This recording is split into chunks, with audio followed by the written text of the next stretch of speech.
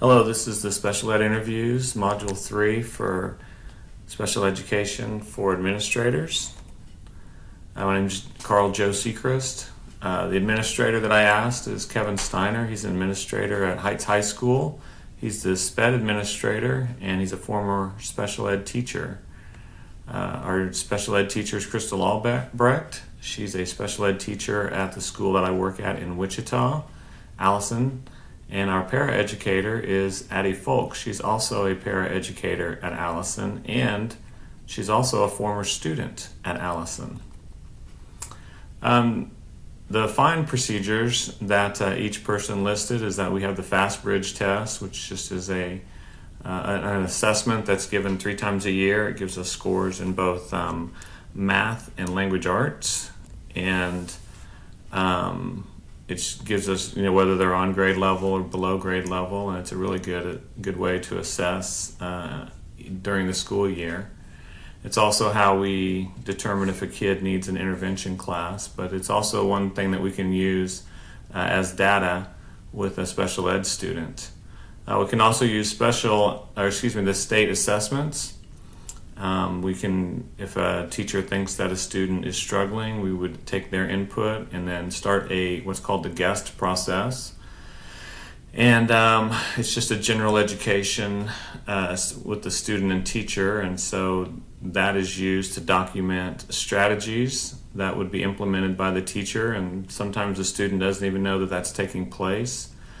And then if it gets to the point where our school psychologist would do a variety of testing and determine if that student was in need of some special services. The special ed teacher said that we have a thing called the problem-solving process, or we call it PSP, and that's where it kind of replaces the guest. The administrator is at the high school. I believe they still use the guest process, but in the middle school in Wichita, we use the problem-solving process, and that's a way for us to see what the teacher is implementing, and they can document on a computer program, and then we use that, the child study team would use that and make some determinations. They would also collect some data, and that would be the Fast Bridge assessment. That would be just some work that the student would have. Then the paraeducator said that we would use Fast Bridge and state assessment.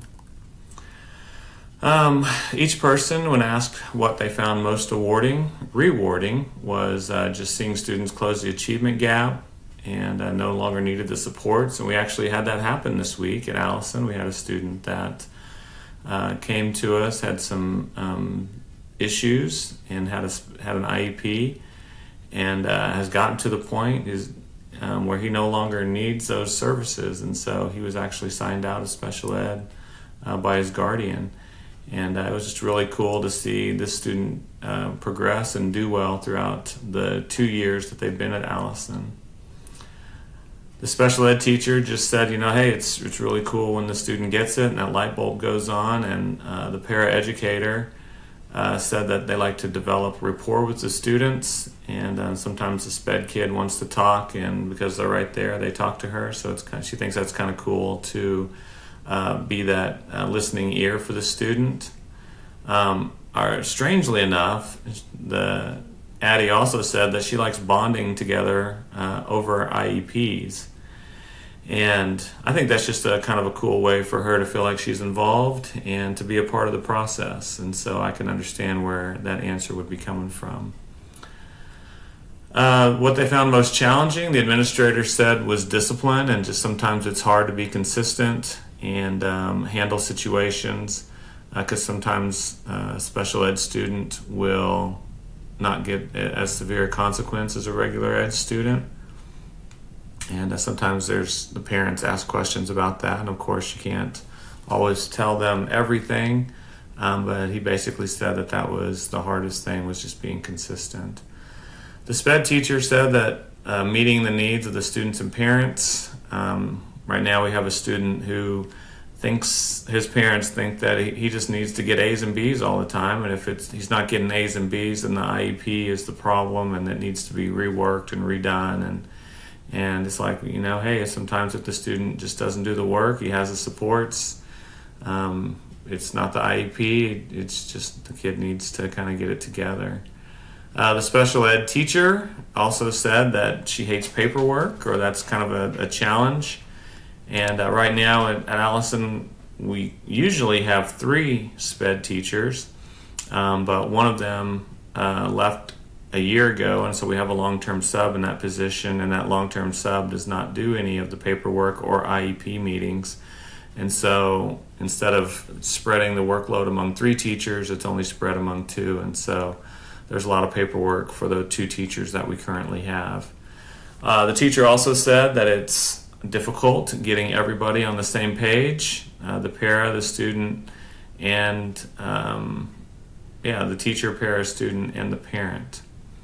And the para said that the thing that's most challenging were the behaviors, and it's just frustrating when a kid shuts down and doesn't want to work and doesn't continue to work on their assignments. What advice do you have on supervision of SPED staff? The administrator just said be organized. When you have a meeting, make sure that you have an agenda and that you've thought out what you want to cover at that meeting. The SPED teacher again said that getting everybody on the same page was the most difficult part, and also just getting the paras to not sit in the back of the class, but get them up kind of moving around, interacting with students more so that the students feel comfortable asking them questions. Para said just being flexible and adaptive. It's also pretty difficult to not take things personally.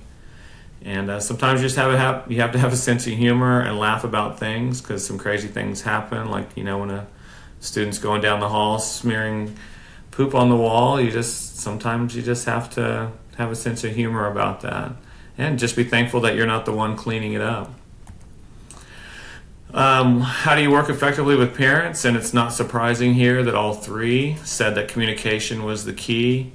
The administrator said that you have to share the good and the bad, and just the more transparent you are, the more trust that a parent's going to have in you.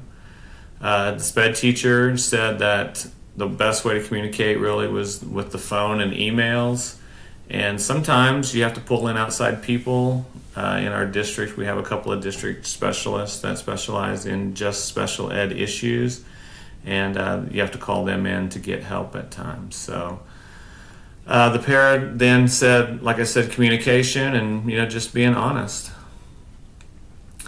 How do you work with regular ed teachers with special needs? The administrator said the IEPs are legal binding documents. You can't forget that.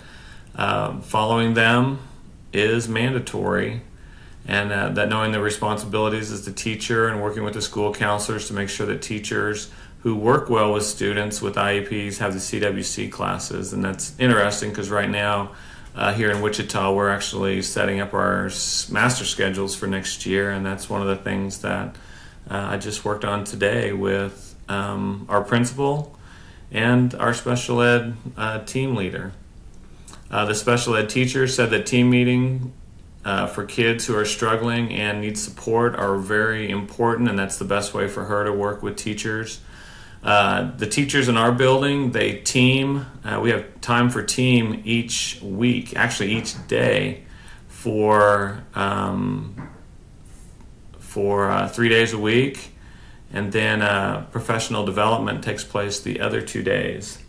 And so we have enough time for the teachers to meet and to discuss issues that might be pertinent to the SPED teacher. And the paraeducator said that you need to communicate with teachers and work with all students in class so that you don't out a kid. And so there's just making sure that any student who would need some help would get the help that they need. The advice for a first-year administrator, I found this pretty interesting. The administrator said that you needed to work with with our child study team, and in Wichita, our child study team consists of our principal, assistant principal, the counselor, our nurse, our social worker, our data leader, and then at times we have a district specialist join us for our meetings. But basically, the administrator just said that you need to get acclimated to the special ed process and that somebody on that team would need to be is knowledgeable and would have a knowledge of the district procedures. The special ed teacher said that the administrators would need to have at least an understanding of how SPED works. That would be really helpful if they knew the law. Currently, our two administrators were former PE teachers, and so didn't deal a whole lot with special ed issues before they became an administrator. So she voiced that might be a little frustrating for her. The paraeducator said that it would be important to set aside time to meet with staff to get to know their needs, and I'm not sure how much that happens in our building with our teachers and the administration. The role of the special ed teacher and the building principal. The administrator said that both are responsible for implementing the IEP and making sure it's being followed. Basically, you need to advocate for the kid, but you can't offer too much because there are some limitations, and so don't promise something that you can't provide because that can get you into trouble also. Teachers, the special ed teacher said that they are teachers first, and so they have their own subject, they have their own class, they have things that they need to make sure that their kids are learning, and so they need to take care of that first, but they also can't forget their role as the special ed teacher or special ed person on their team, and making sure that they get support to the regular ed students, parents, and teachers. And that the principal needs to support the SPED teacher and be able to help with intense situations. And I kind of already talked about that a little bit with just how we have district specialists who come in. And then the paraeducator said both need to work collaboratively to meet the goals of the student because they are the ones who develop the plan. And so, at an IEP meeting, there always needs to be an administrator there. The characteristics in aspiring administrators, the administrator said they need to understand the SPED process in general, how IEP meetings work, responsibilities of each member of the child study team, what accommodations that are available and how you can implement those to help close that achievement gap. The SPED teacher said that since most don't know a lot about the SPED law, administrator must know the law and be able to deal with SPED issues. And so they do talk about some of those things at their administrator meeting, but it is important, as we learned in that first module the second module was to know the law and to be able to take care of it. And then the paraeducator said the principals need to understand accommodations and be able to see the gray area, and it's never exactly the same in administration of the behavior plan for different students. I thank you. Once again, my name is Carl Joe Sechrist, and I appreciate you watching.